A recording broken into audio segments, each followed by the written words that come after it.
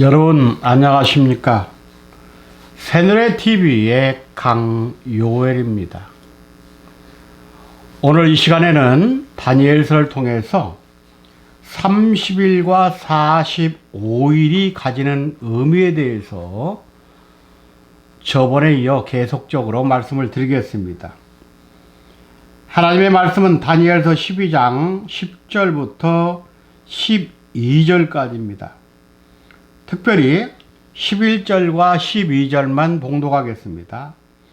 매일 드리는 제사를 폐하며 멸망케 할 미운 물건을 세울 때부터 1290일을 지낼 것이요 기다려서 1335일까지 이르는 그 사람은 복이 있으리라. 아멘. 우리가 다니엘서를 보면 이 다니엘서는 마지막 때 성도들이 어떻게 신앙해야 되는지 그것을 알려주는 책입니다. 예를 들어서 성부의 세계를 알려주는 책이 예레미야고, 성자는 이사야고, 성령은 에스겔서요, 또 마지막으로 성도는 다니엘을 꼽습니다. 그러므로 마지막 때 우리가 산다, 즉 영생의 세계를 들어갈 수 있다면은 다니엘서는 몰라서는 안 됩니다. 예수를 믿는다 해서 구약을 가볍게 여기면 안 되고, 하나님 아버지께서 우리에게 주시는 비밀은 다 구약에 있고, 그 구약을 해석해 주러 오신 분이 바로 예수 그리스도였던 것입니다. 다니엘 7장 25절과 12장 7절 말씀 보면 하나님께서 인류에게 말씀을 깨달을 수 있는 기회를 3번 주셨는데 그것을 한 때와 두 때와 반 때라 그랬습니다. 그러면 한 때와 두 때와 반 때는 어떤 내용을 담고 있느냐 하면, 한 때는 수리적으로 말할 때 1260일을 말합니다. 이 1260일은 요한계시록 11장, 12장에도 나오죠. 이 수는 마지막 인자, 즉 재림주께서 이 땅에 사람의 몸을 쓰고 오시는데 그분을 칭하여 아버지라고 합니다. 이 아버지를 깨닫는 기간이 한때 곧 1260일을 말합니다. 두 때는 1290일을 의미하죠. 이 두 때의 기간에는 환란이 어마어마한 시기입니다. 이때 지금까지 예수 그리스도를 믿고 있던 성도들이 진짜 하나님이 원하셨던 영적 믿음이냐 아니면 인간적 육신의 믿음이냐, 이 진위를 가리는 때를 말합니다. 고린도서 3장에 보면은 마지막 때 불로 심판을 한다 했는데 그때 풀이나 나무나 지푸라기는 타고 보석은 타지 않는다 그랬어요. 여기에서 풀같이 타는 것은 예수님을 인성으로 신앙한 사람을 말하고, 금은보화로 믿은 사람은 예수님을 신, 즉 하나님으로 믿고 깨달은 사람을 말합니다. 그때 갈라진다는 것이죠.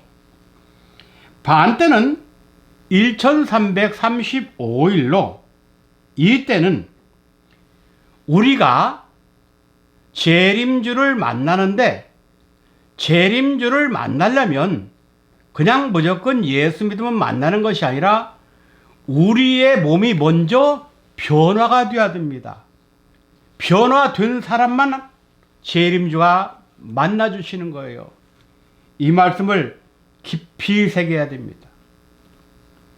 한때, 두때, 반때인 이 세 때는 마지막 시대의 교회와 여기에서 마지막 시대의 교회는 인자로 오신 아버지께서 세운 교회를 말합니다.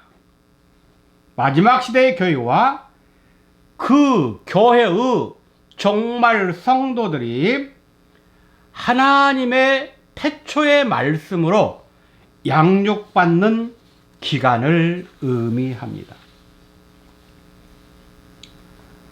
그래서 계시록 12장 14절에서는 해를 입은 여자가 큰 독수리의 두 날개를 받아 광야 자기 곳으로 날아가 거기서 그 뱀의 낯을 피하여 한 때와 두 때와 반 때를 양육받더라. 그렇게 말씀하고 있는 것을 알 수가 있습니다.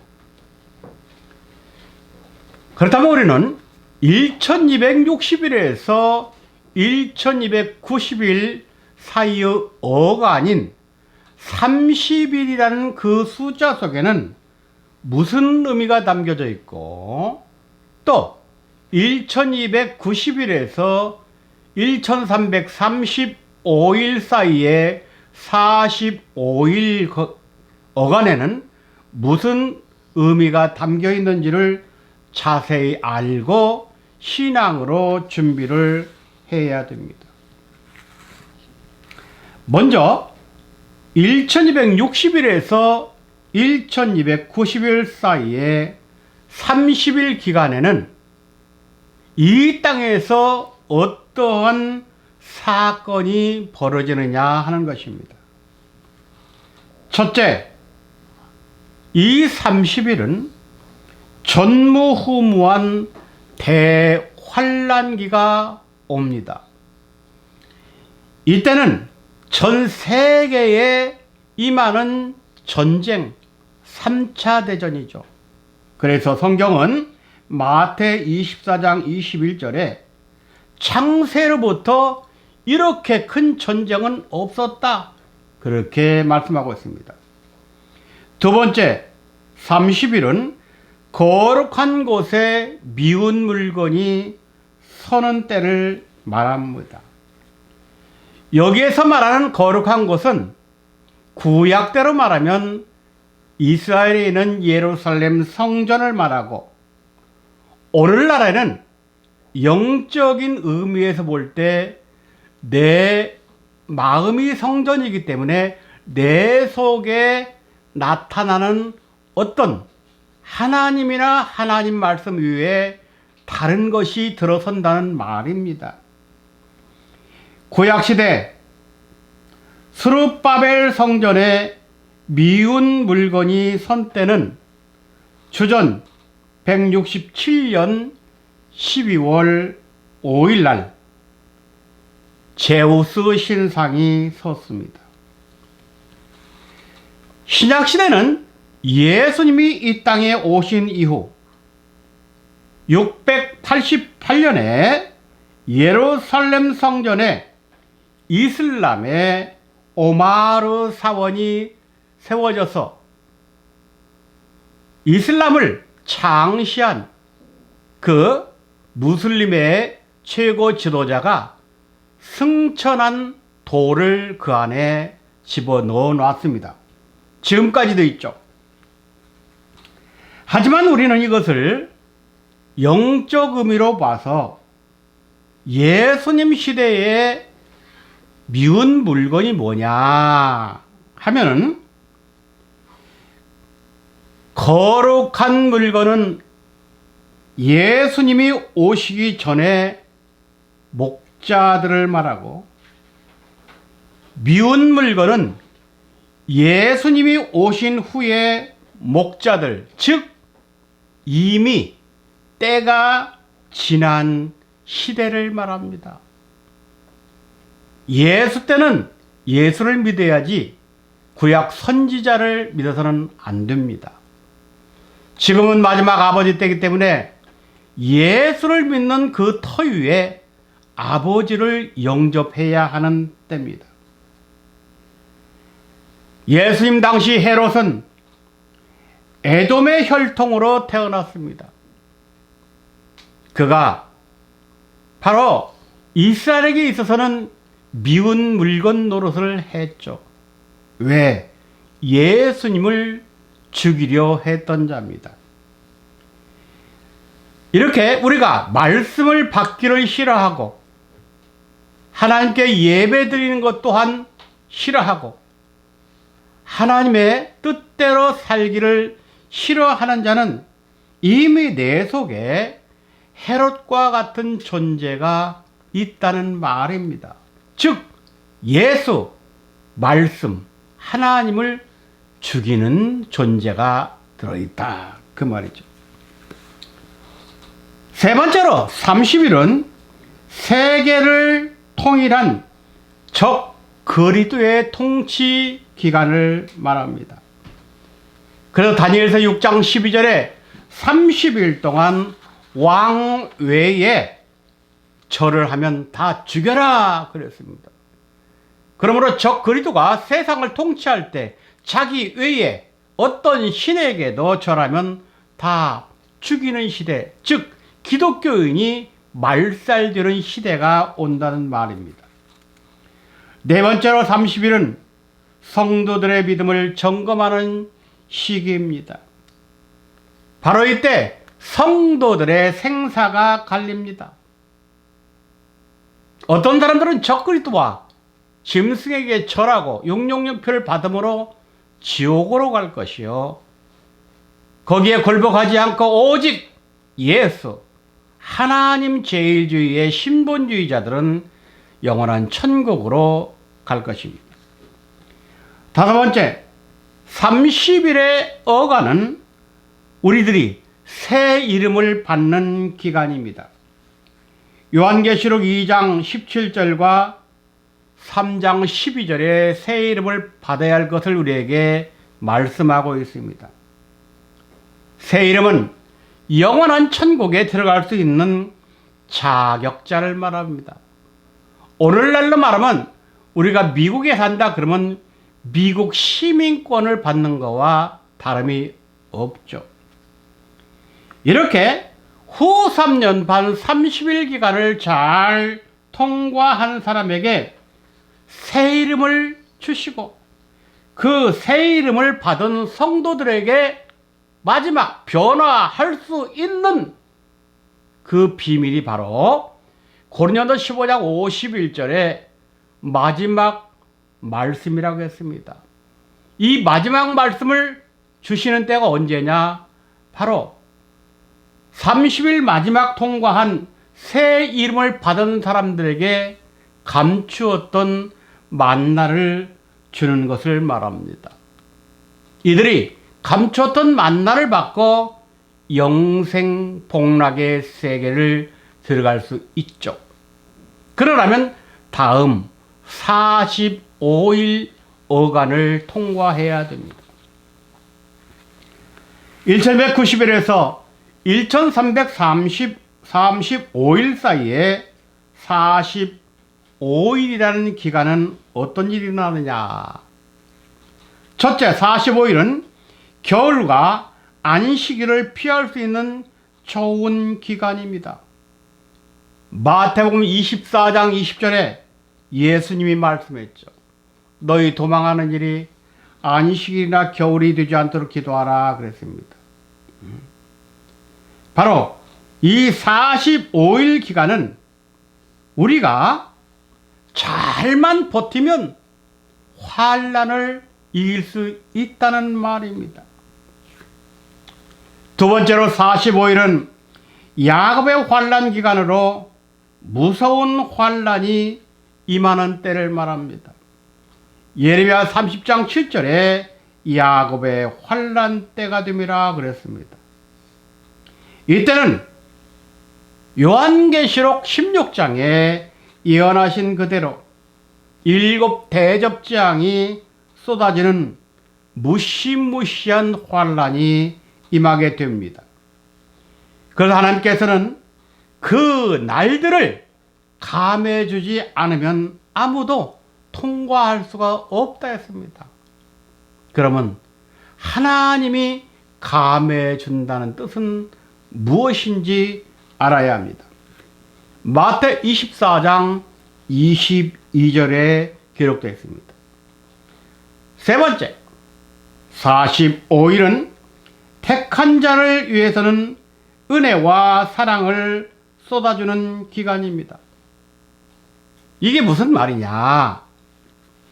다니엘 12장 10절에 보면 많은 사람이 연단을 받아 스스로 정결케 되지만 그러나 악한 자는 악을 행하리니 그들은 아무도 깨닫지 못한다 그랬습니다.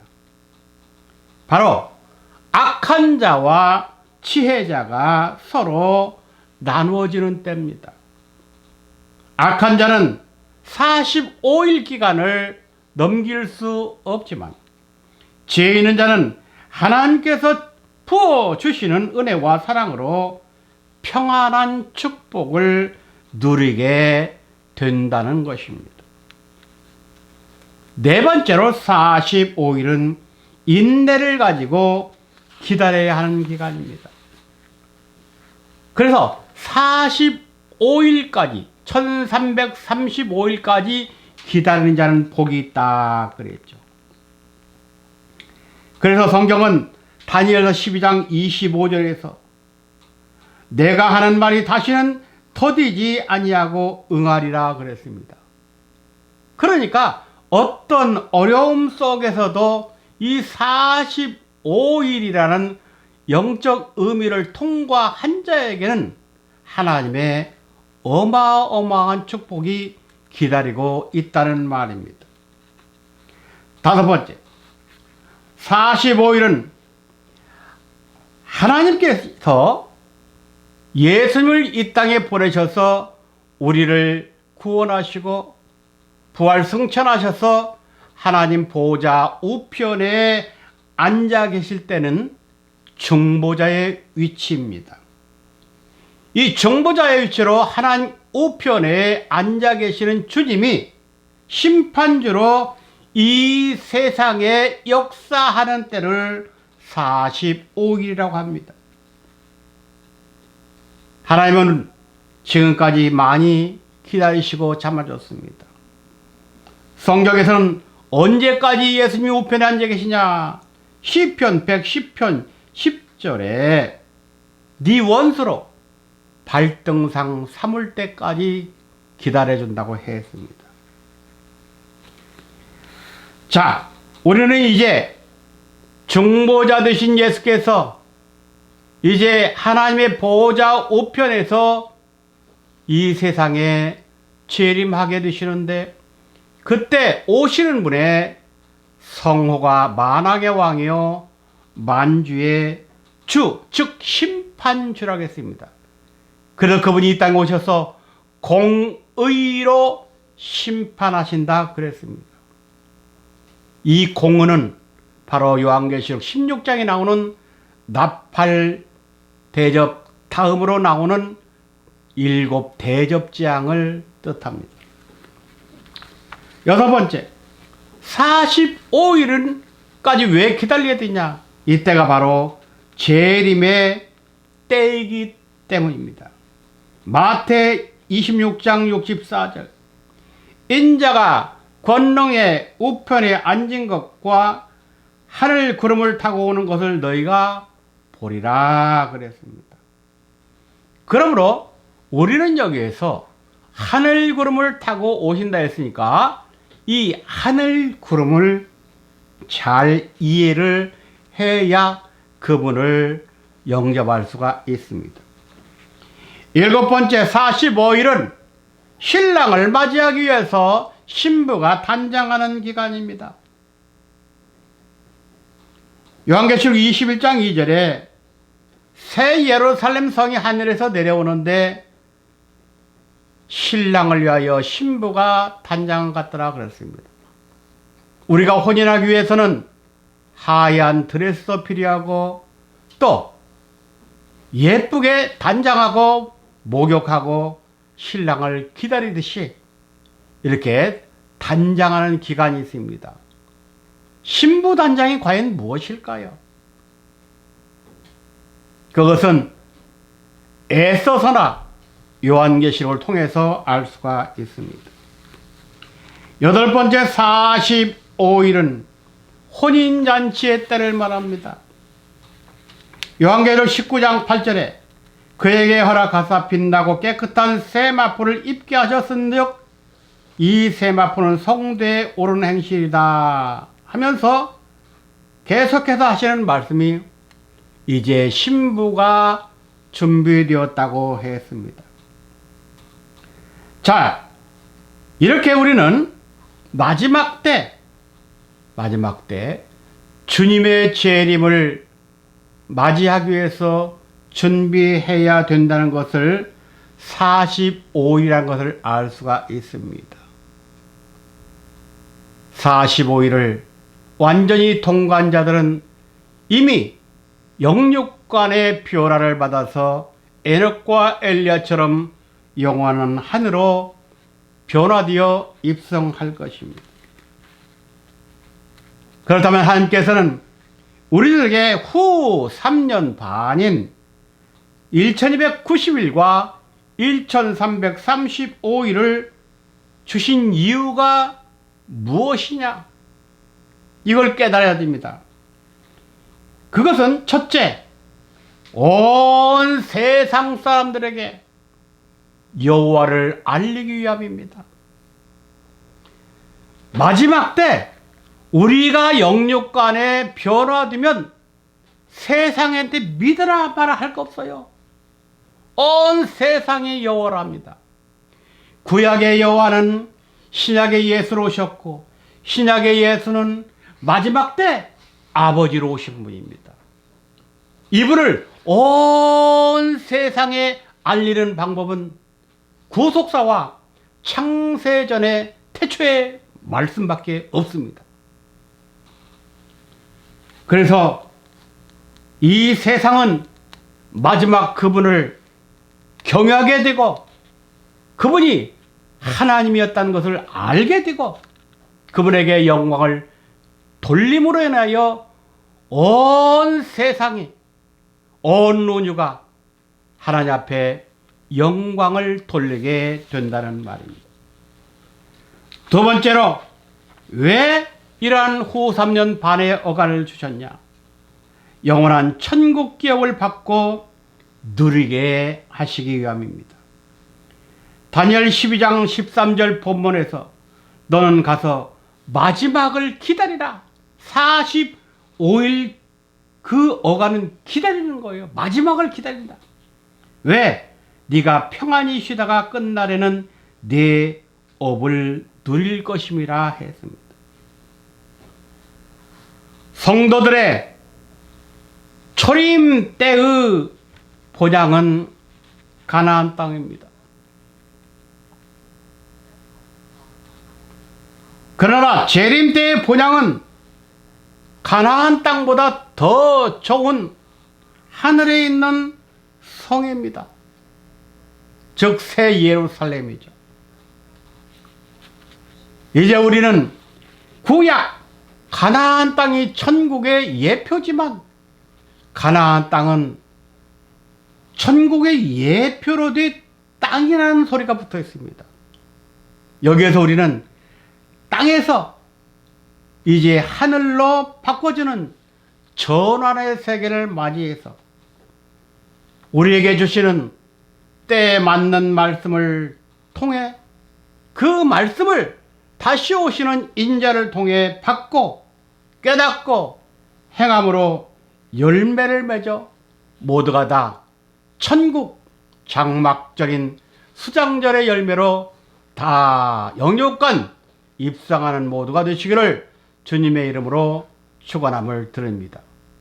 감사합니다.